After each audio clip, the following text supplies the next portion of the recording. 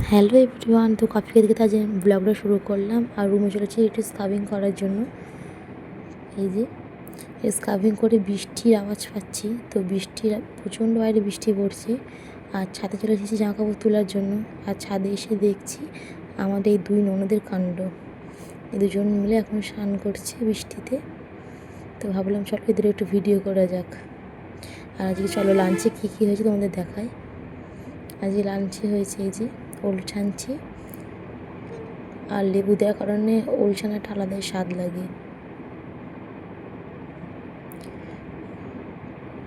তোমাদের কার ওল ছানা খেতে লাগে কমেন্ট করে জানিও। আর হয়েছে শুক্তো আর রুই মাছের ঝাল।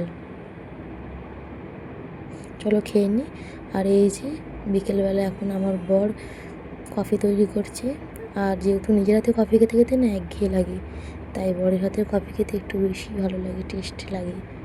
তো চলো আমরা জনে মিলে কফি খাই। আর যদি ভিডিও ভালো লাগলে লাইক করে দিও। তার জন্য টাটা, দেখা যাচ্ছে নেক্সট ভিডিওতে।